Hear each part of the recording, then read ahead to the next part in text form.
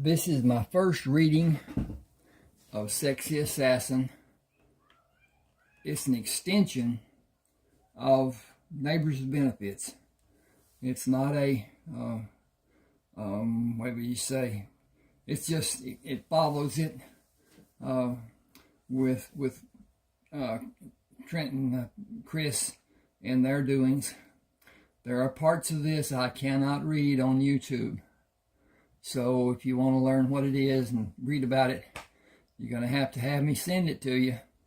I will send it to you on a contention, and you can read it, see if you like it, determine if you want to pay for it, or if you would just as soon not have any more dealings with me and my books. I have 31 ebooks. I enjoy all of them, but then again, that's my taste. I enjoyed Louis L'Amour. He was one of my favorite authors. I do not care much for the writing of some of the greats. Most of that, from what I saw, was just boring. But then I'm exceptional in some degrees of what I like and don't like. At any rate, I'm going to start here with Chris and Trent and what they do with their lives after the Neighbors with Benefits concludes. This is Chris talking. I just leave it that way for you to enjoy understanding later on. See anything you like? She stood in the doorway with her left hand on her hip and her right hand high up on the door frame. Her blouse was open, hanging down over the cut-off blue jeans. Blue jeans. You know what you do to me, Chris.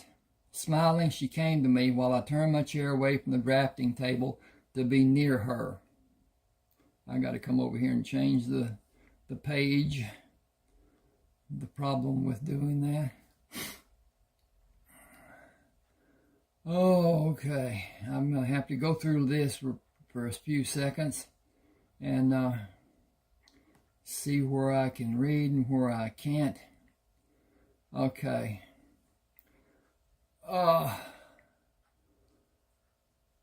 She pulled back from me. I have a business offer for you. I have a client in Belcher who wants to build an arboretum onto her house. She may even give us a bonus if we are able to show her husband how he will benefit from having it built. With curtains done as she wants them, will add excitement to being butt naked anytime they may want to be. I have specs for the work she wants to be done. Will you do the design work? You know I can't leave.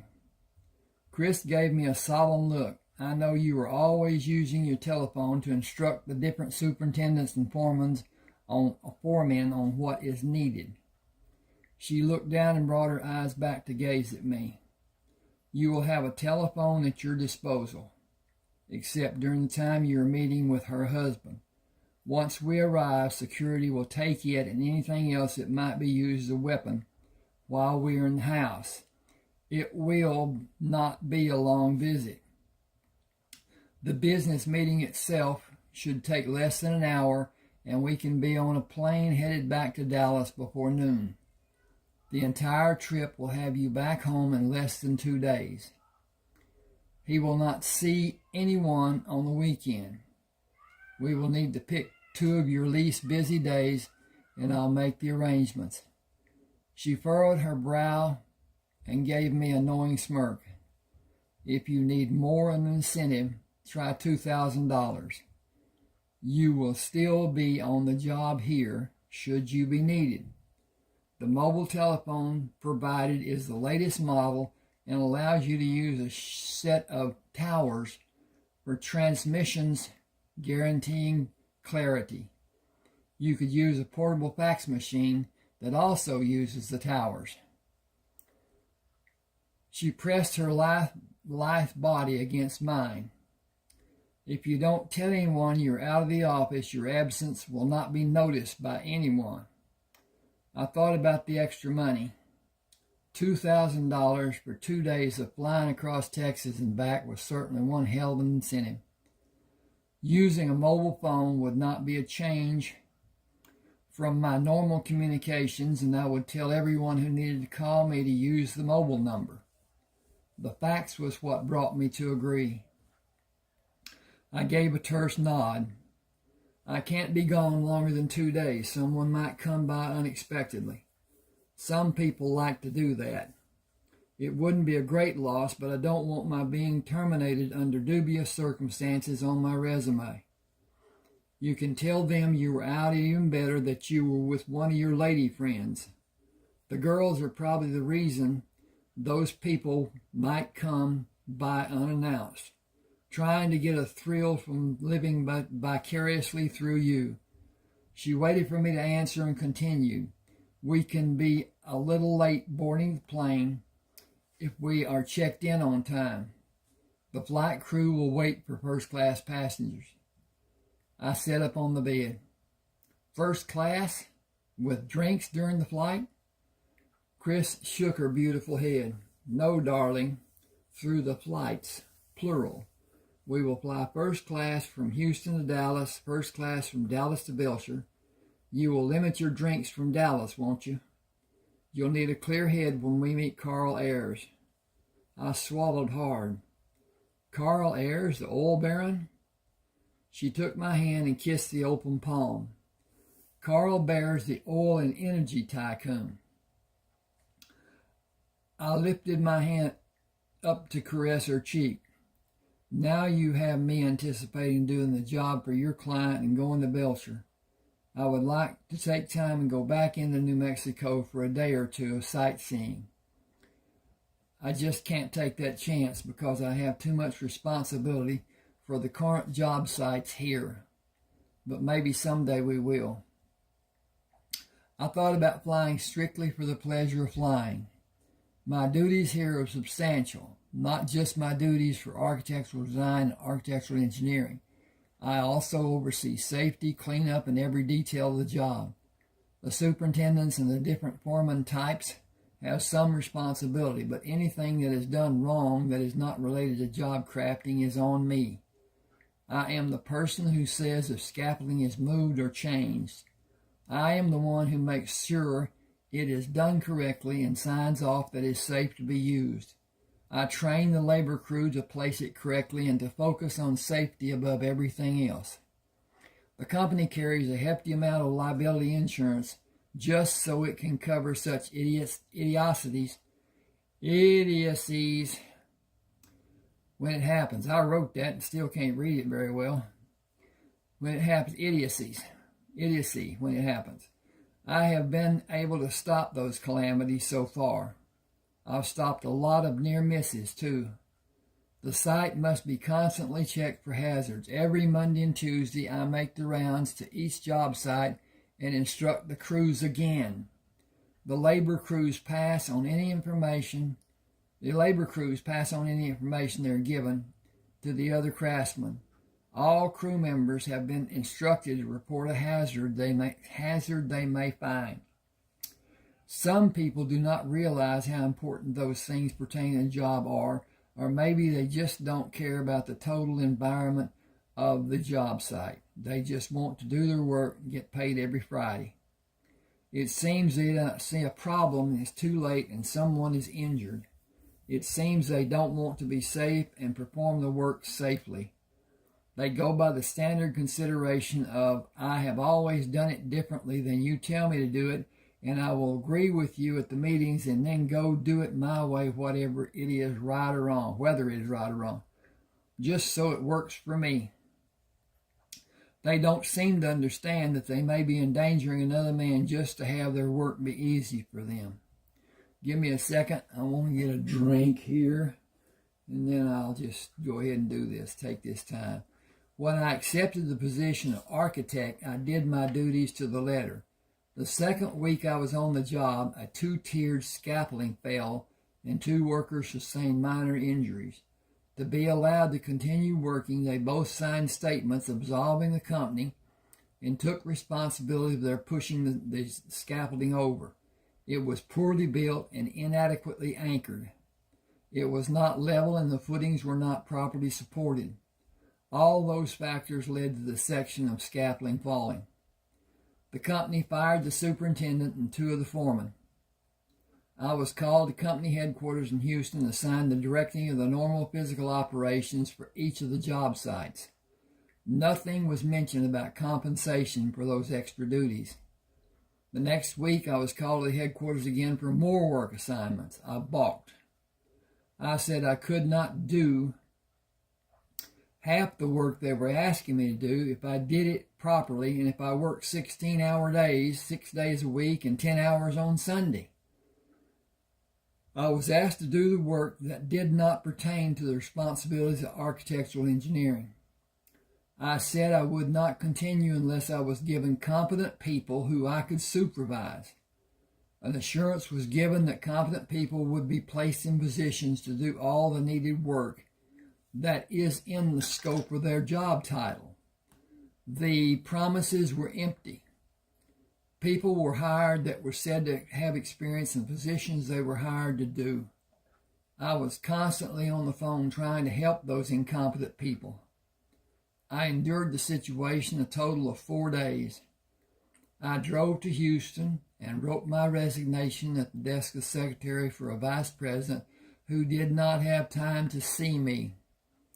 I gave her the resignation and left the building. My answering machine was loaded with calls from people of every level of management from the company when I got back to the house. While I was listening to those beratings and threats, the company president called with imploring requests for me to call his private telephone number. I waited and considered what I would tell him. When I felt I had the proper notes written, I was certain I would be able to convey exactly what I wanted to say. I was not given the opportunity to utter even one syllable. He immediately began after I said, "I am Trent Fremont. Whatever you want will be done. Come to the office of the personnel manager and hire those people you want. Make your own selections for interviewing. Just get the projects running smoothly and efficiently. You are now the district construction manager and project engineer for the Houston area. You will continue in the scope of responsibility you've been so faithfully executing. You have complete control of all phases of construction in the Houston area and assignments of lesser responsibilities with provisions of responsibility for hiring and termination of all personnel. You will have your salary doubled with the same benefits you have now provided by the Paranat Corporation." Then he asked if I accepted the offer. I agreed to his offer, then told him I would need 2 weeks to get people hired and everything working as it should, or he could accept the resignation I had submitted. He thanked me and told me to call him using the private number at any time. Day or night, it did not matter. That is the scope of my responsibility to the company. I have the last word, and good or bad, it is to my acclaim or denigration. Okay, I can't take time off until all the projects are finished. If it is somehow discovered that I left the area, I will be reprimanded or possibly terminated. With the use of the mobile telephone and the ability to send the fax in a matter of only a few hours, I should be safe from incriminations. Hang on a second.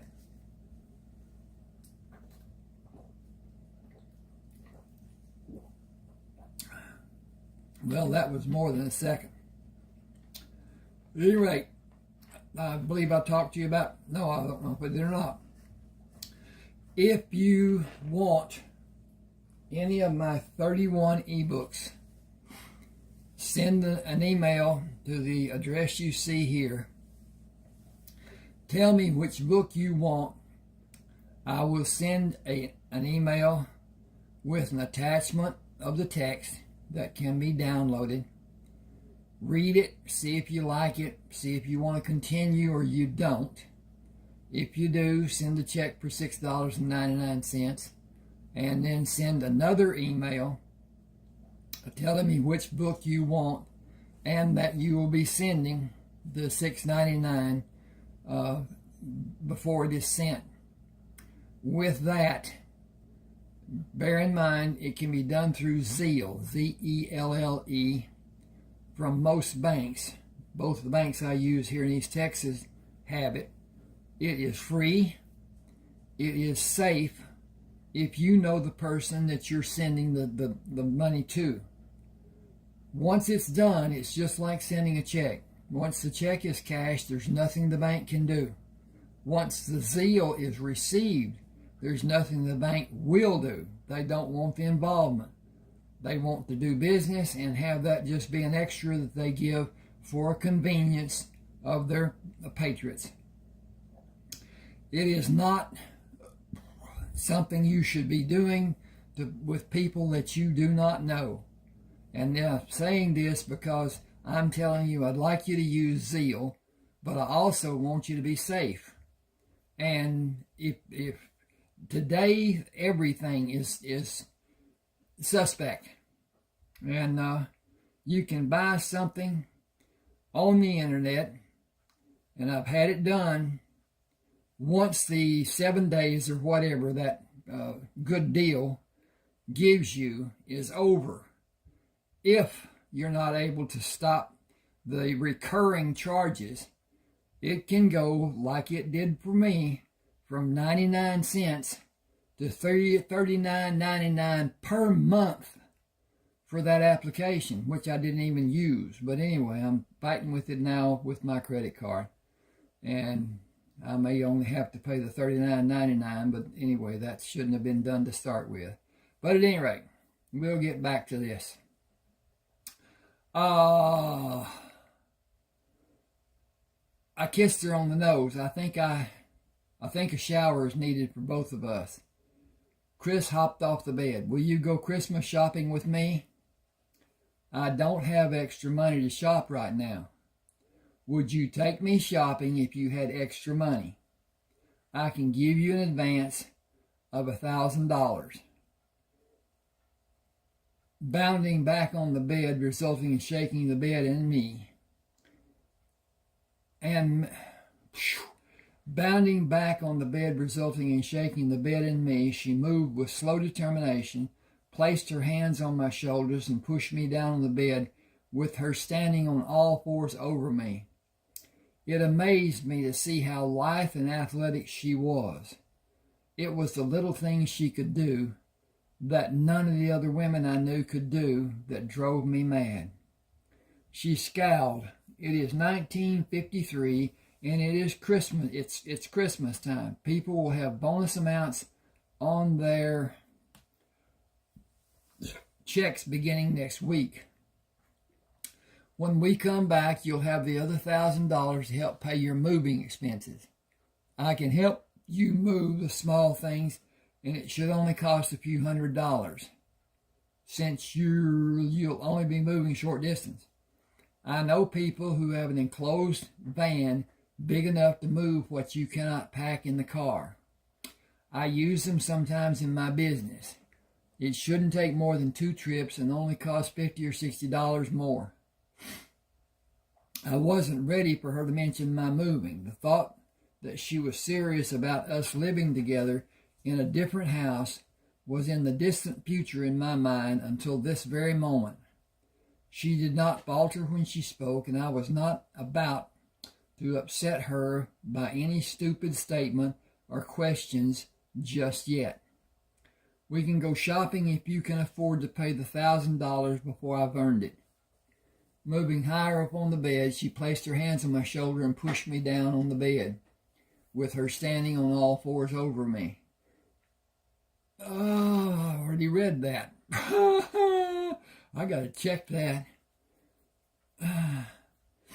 Chris looked thoughtful before saying, as our business dealings will always be handled in cash, you shouldn't put the extra cash I give you in the bank.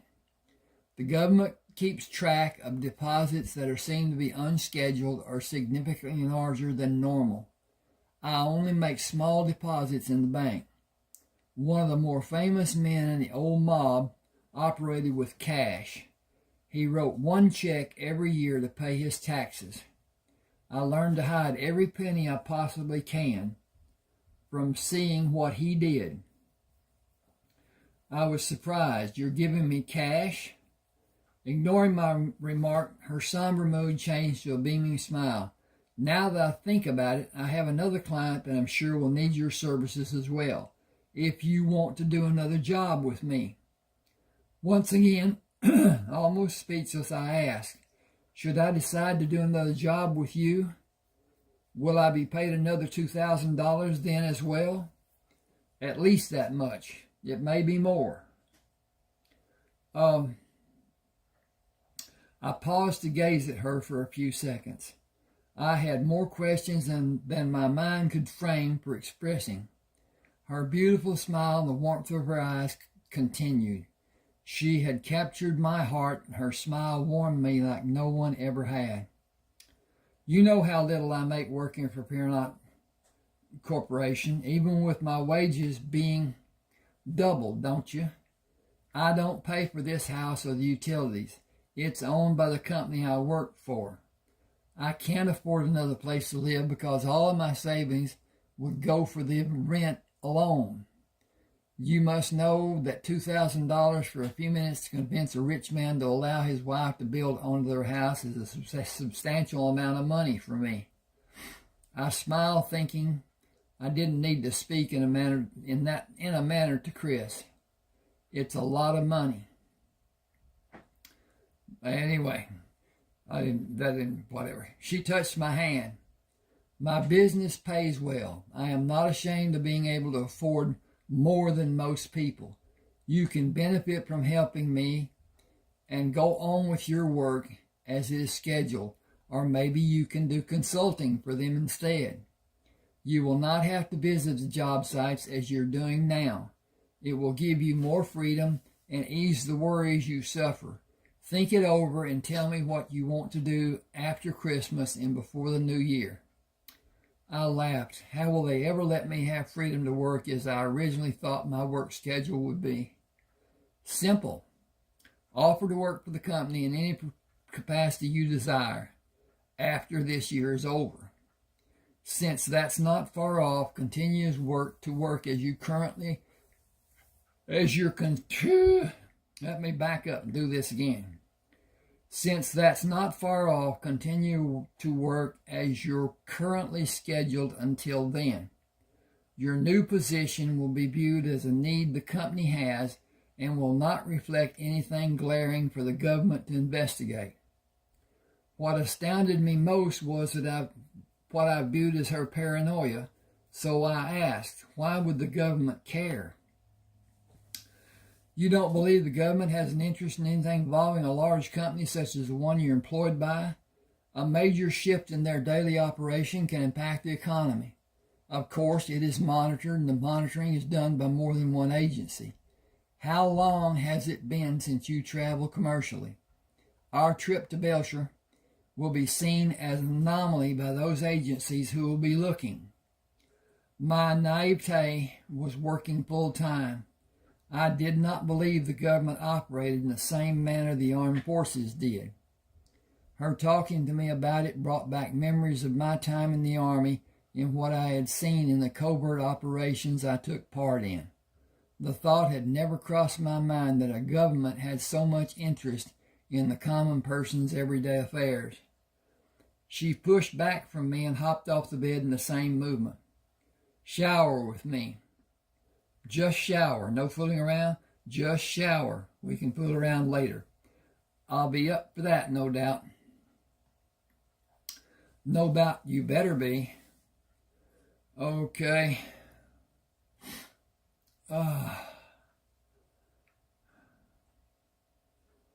Okay.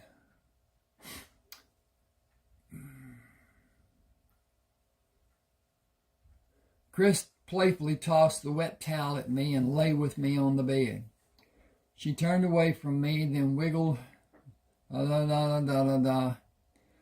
I put my left arm over her arm and pulled her tight against my chest.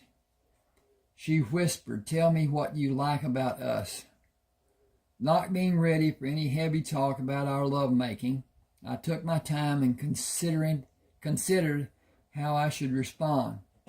I met her when she visited one of the 5 neighbors I had an arrangement with for afternoon delights. They began by accepting my offer to hire them to clean the house and cook dinner for me.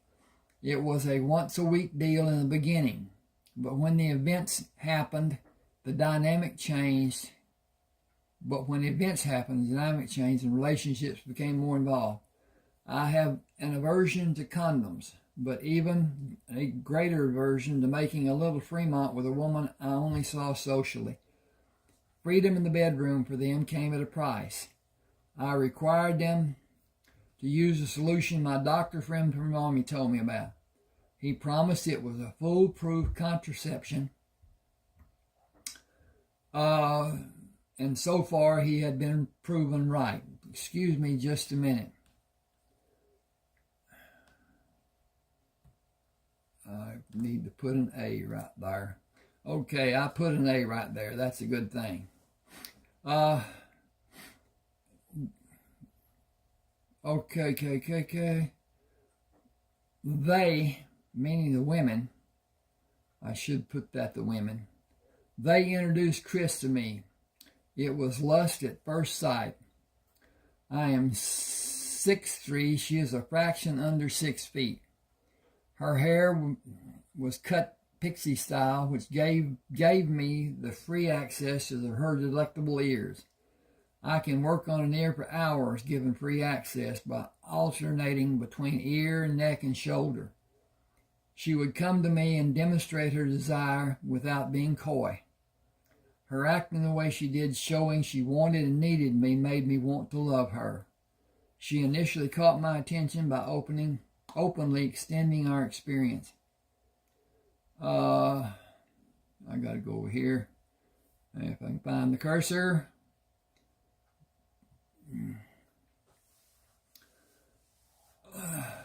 Chris made certain our encounters were mutually satisfying. She had an extraordinary ability to move me to new heights in that she enjoyed our time together and often initiated new things for us to try, ultimately connecting us in more than just a physical level. She made me love her, both physically and romantically. I kissed her. "I like your mouth." Moving lower, I said, "I like your chin." She stopped me with a wave of her hand. "I mean, what ways do you like me? I know what you like about me, I think." "That is too involved. I cannot name one thing I do not like about you." "You are amazing. Your giving nature I totally love. You are receptive to my wants and desires with no hidden agenda. You are fun to be around as a person, not just as a lover. Your body speaks volumes for itself. It says you make time to stay in shape and stay strong." My. Can't say that. "Can I have a turn telling you what I like about you?" I nodded and she began. "I almost had an orgasm the first time we met. The sight of you, holy hell, you are so hot. You have a body most women will fight over just to get close to you. How did you develop your physique and that six-pack which is so sexy? You always look like you just came from the gym." Okay. My ego trip came to a screeching halt as I thought of my upbringing and training. Excuse me just a second. I need to check on the progress of this. Yeah, it looks okay. All right. My uncle was Special Forces. He built an obstacle course behind his house. I played on it as a young child. My parents were killed in a head-on collision with a drunk driver when I was 4. He took me in, and when I had my 6th birthday, he enrolled me in the Baldwin Military Academy. Colonel Herschel Baldwin made me his special project. Engineering became my focus, and physical training was his. The man could run the legs off of a cheetah. We ran together after class every day. He tutored me and we covered everything that happened in classes that day every evening. At age 18, I finished every requirement to have an engineering degree. Excuse me just a second, if I can find the frickin' cursor. Okay. Dink. Click, click, click, click. Okay, that's done. I finished every requirement to have an engineering degree from Annapolis. Qualifying in PT was required of all commissioned officers in my division. I was always in the top 1%. I retired last year when I was 40. I work out twice a week and run every weekend, rain or shine. I have ordered and led men all my adult life. I want to be a partner to my life mate. She drew designs on my chest. Can we be exclusive? Hang on a second. Come up here and find this. Click that. Click that. And click that. And come back to read. I thought we already are. After watching Chris bounce around like a teenager, I thought about the ways I could improve. I realized I need to change so many parts of my life, even the way I viewed living. I was determined to do as Chris suggested. I would schedule a meeting with Albert Perrott to restructure management in the upper echelon of the field work. If I saw the opportunity, I would recommend replacing vice presidents who favored keeping men in positions where they were not qualified, as I had been warned against any such changes when I had originally stepped into the position of district construction manager. I'd been reluctant to voice my opinion earlier to Albert, even with his declaring confidence in my judgment. The cost of keeping those people was exponentially increasing the project's overhead. Although the jobs were all cost plus and cost overrides were factored into the contract agreements, it did not guarantee the different companies would not become dissatisfied and award contracts to competitors of the Perrott, should be the Perrott Corporation, in the future. I wanted to ensure that this would not happen as best I could in my loyalty to Perrott Corporation. Hang on with me just a second. I should fix this and will, and then come back. And this is that, and this is this, and this is that, and that's fixed. Thank you for that time. I contemplated why I elected to wait until I came back from Belcher to talk to him. It eventually came down to my confidence having $2,000 in my pocket. With my monthly military pension and $10,000 I had in the bank and $2,000 extra, I could survive at least 6 months without a regular payday from Perrott Corporation. Perspective. I was living my life by whatever I perceived. I was in bad need of changes. I'd never been one to hesitate until now, nor was I ever solely responsible for my life until now. Time for action was long overdue. I got to find the tax over here too. Okay, give me just a second. I'll do this again and click this and click that and come back. Okay. Here we go down here. Time for action was long overdue.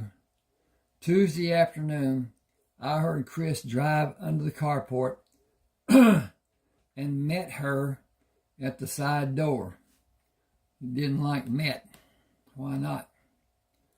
And yeah, tries to get me to meet her at the side door. She was not smiling as she usually did. Can you fly out tonight after 6? I just finished the drawings and I have my bags packed after I put the drawings in the tube, shower, shave, and dress, I can be ready. She pushed into me and brought her arms up to pull me to her. Make love to me first. I'll make it good for you. That has never been hard for me. With an impish grin, she said, it better be hard.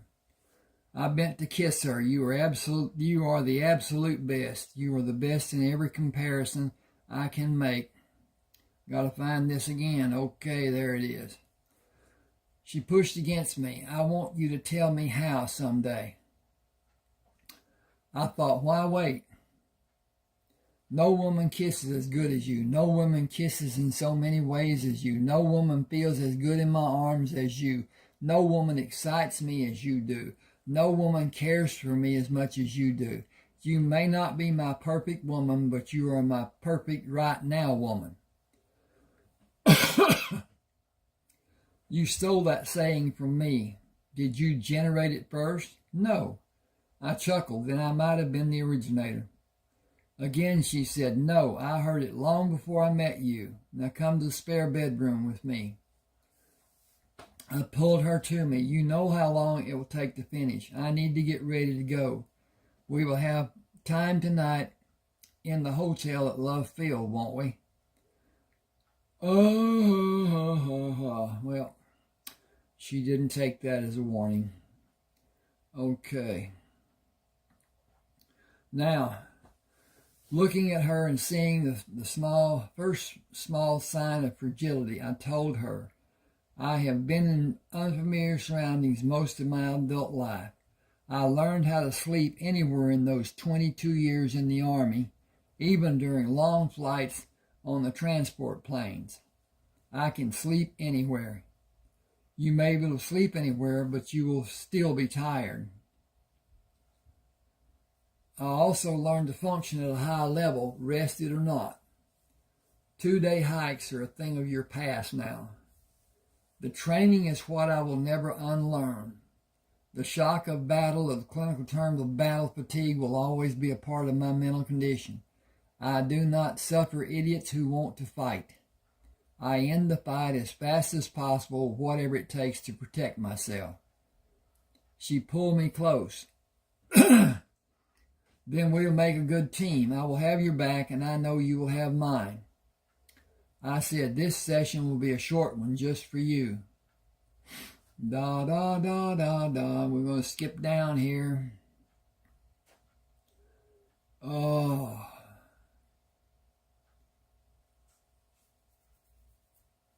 Chris pitched the keys to her car. Let me redo this, as I totally missed it.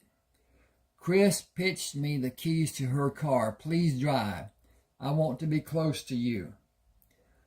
The airplane was not crowded, with 22 passengers seated in coach and 6 in first class. The stewardess checked the others and closed the door when she came in the first class compartment. She was very open about her interest in me. Will you stay in Dallas long? Chris made her feelings known. We're flying to Belcher, New Mexico after this flight. Maybe he can see you after we come back to Dallas. She bent slightly toward me. My name is Martha. I have 4 days off when we get to Dallas. I extended my hand without standing. I am Adam Freeman. She took my hand in both of hers. I will give you my number later. I smiled. I'll appreciate you doing that. This is a short flight. I did not want to miss the opportunity. I will make preparations to serve you now. What will you have to drink? Chris said vodka and tonic. I smiled. Bailey's if you have it. It will be my pleasure to serve you. Bailey's it will be. Chilled? Chilled will be great. Can you please help me keep them coming? Can you please keep them coming? It will be your guilty pleasure. She moved away but spoke loud enough for me to hear. Coming will be my guilty pleasure too. Chris leaned over and partially covered her mouth to shield the sound from the other people in the compartment. It had little effect from the expression of the other passengers. Hit the turn this page button. Nothing like being obvious, but it's something I might have done if I was in her place and limited by lack of privacy and the small amount of time this flight will take. I would not allow an opportunity to pass without some type of opening conversation to test your receptive behavior. Martha might lose her job if someone complains, but will probably not happen, and her risk was minimal. Since you aren't wearing a wedding ring, she was not certain if we are traveling together. She saw a tall, strong, handsome, exciting man and did not hesitate. I admire her courage, but not her instincts. There was nothing I could say. I was flattered by the boldness of her approach. I was not in position to accept her offer, but I did want the extra attention she might give me during the flight. I felt the effects of the three drinks I had in the span of an hour and a half. Martha brought the fourth drink. This is the last of the Baileys. Do you want something else later? I am grateful to have what you have been so kind to bring. I believe I will drink this and rest through the remainder of the flight. It will be a long flight to Belcher. She took the empty cup, placed the new drink in the fold-down tray, and slipped the card into her slipped the card with her telephone number beside the cup. Call anytime you like. I don't get to Dallas very often. She smiled. Call anytime you like. I will be expecting your call. I will not make any promises, so don't be disappointed. I have a very busy work schedule. If I do call, it cannot be a long conversation. It is a long way from Houston to Dallas. She said, I'll take whatever I may get and be happy with it. I leaned back to look up at her. Martha, it has been a pleasure. It has been for me too. Turning to go back to the nurse steward's station, I believe she put a little extra wiggle in her walk. Chris was busy with her fifth drink and was not feeling any pain. She would come to Houston if you asked her to. I set up to reach the drink. I don't intend to ask, as I don't intend to call her, nor do I intend to come back to Dallas. You never know. What does that mean? Got to flip the page. Okay. Just that there may be lots of reasons for you to come back. Offhand, I don't know of any. That's what I mean. You never know. You told her we were flying to Belcher.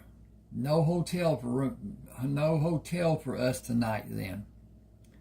We will spend the evening with Charlotte Ayres and be in separate bedrooms tonight.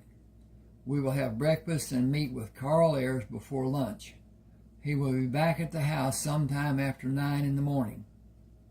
I leaned back and enjoyed the coolness of the fresh Baileys. Love Field was an old Army pilot training center with 3 runways.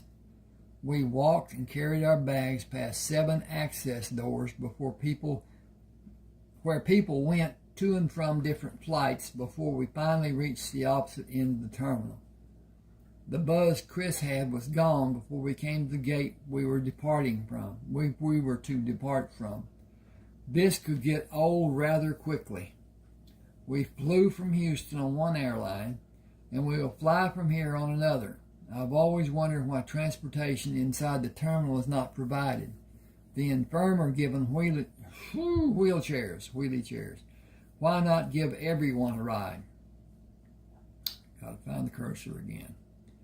I said the baggage handlers provide the wheelchair rides. Prices would be exorbitant for everyone to be pushed in a wheelchair, especially the distance we just walked and carried our bags. I looked back in the direction we had walked. It is so far from here to the gate where we arrived. I can't see it now. I couldn't see it even if all the people were not in the terminal. Chris said they are mostly day travelers. Business is booming, and these are probably men who travel every day. How many women have you seen? Very few. It is 1953 and women are not accepted in the business world. I will not ever be one of the unemployed. I have plans for my future, and being a housekeeper does not fit in my plans.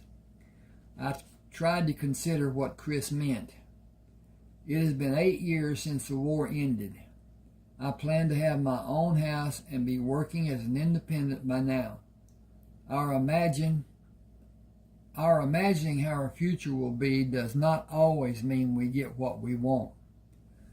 Will you be happy if you have your house before the end of 1954? It is not going to happen, not the way my life has gone since I got out of the Army. Most days I feel like I have a chain around my neck and the company jerks on it every morning, even on Sundays. The work never ends. I am neglecting the work to come with you. The money is my reason. My savings account has less than $11,000 in it. In 9 years, I have only saved a little more than $10,000. This consulting I am doing for you will more than double my savings for this year. Now if it continues, I can use your help again soon if you can manage to help me. Do you have another woman who wants an arboretum? I have a woman who wants to build a shopping mall. How big will it be? She picked up her bag. We should go to the counter because the steward is taking tickets and first-class passengers board first. We can talk on the plane if there aren't many people in first class and we have privacy. We can write notes if there are many passengers. First class was full and Chris was the only woman. She reclined the chair. I'm going to try to sleep. I can't sleep until the plane takes off. When it is in the air and has reached flying altitude, I'll try.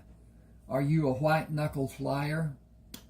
I am Army trained to be ready for any emergency. Preparation is the reason I'm still alive.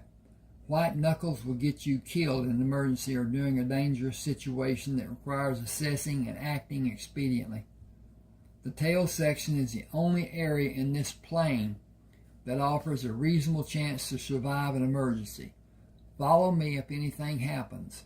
I will not wait for you, and I will not expect you to wait for me. The restroom will be our sanctuary.